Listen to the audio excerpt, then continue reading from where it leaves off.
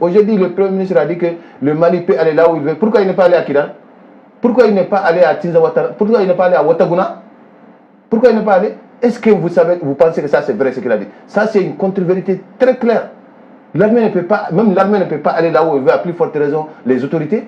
Le jeune colonel, le président Assimi Goïta, il a été inspiré par des communistes relatés parce que c'est totalement impensable de penser que dans un pays comme le Mali, Badou parlait tout de suite de souveraineté, d'opposition totale à la CEDEAO, mais il fallait dire que le Mali avait parlé de 5 ans à la CEDEAO. Si on est souverain, les 5 ans n'allaient pas bouger. Ce sont les sanctions qui ont fait qu'on est revenu à 2 ans, qu'on le veuille ou pas. Même les 2 ans pour les valider là, il a fallu quand même qu'on échange avec la CEDEAO. Sinon, moi je pense qu'à partir du 14 janvier, là, le Mali aurait dû quitter la CEDEAO. C'est ce que l'opinion, en tout cas la foule qui était au monument de l'indépendance, c'est ce que ces gens-là pensaient. Quitter la CEDEAO, quitter l'UEMOA, quitter toutes les organisations sous-régionales. Pourquoi les autorités n'ont pas pris ces mesures-là?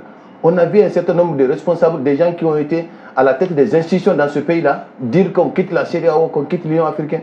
Ils ont raconté tout et n'importe quoi. Donc je pense que c'était une étape où il fallait s'affirmer. On était tous contre, parce que les sanctions, ça ne touche pas les dirigeants, c'est nous que ça touche. Jusqu'à aujourd'hui, ça continue. Et récemment, la libération des militaires ivoiriens là, vous pensez que c'est venu comme ça? Et regarde comment en 2 jours on a fait un procès. Parce qu'il y avait l'épée de Damoclès de la CEDEAO sur la tête des autorités. Et ils savent, ils ont compris qu'on ne peut pas tenir à la CEDEAO. On ne peut plus, s'il y avait eu une sanction récemment, ça allait être autre chose.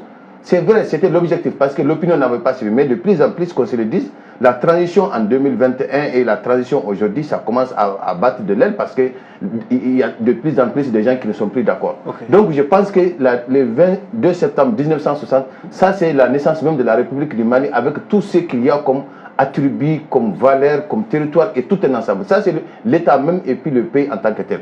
Le 20 janvier, on en a parlé, ça c'est l'armée, parce qu'on dit que l'armée est un instrument de souveraineté.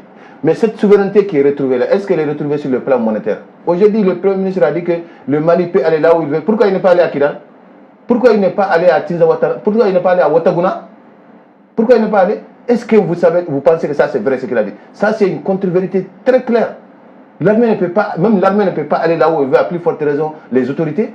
Donc il faut que quand on parle, qu'on prenne en compte la vérité, quoi. Moi j'aime beaucoup ça. Ce n'est pas qu'on ne veut pas les aider, mais on ne peut pas les aider sur des choses qui ne tiennent pas du tout. Okay. Aujourd'hui, il n'y a pas de souveraineté retrouvée. Le pays est en train de se débattre. Le pays veut vraiment montrer qu'elle n'est pas d'accord sur un certain nombre de choses. Mais pourtant, le pays a toujours les mains avec les mêmes pays voisins qui sont affiliés à la France, aux États-Unis et un peu partout. Nos commerçants, là, ils quittent où?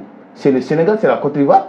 Ça, c'est des pays qui sont vraiment tenus à bras le corps par la France. Mais pourquoi ils sont en avance sur nous?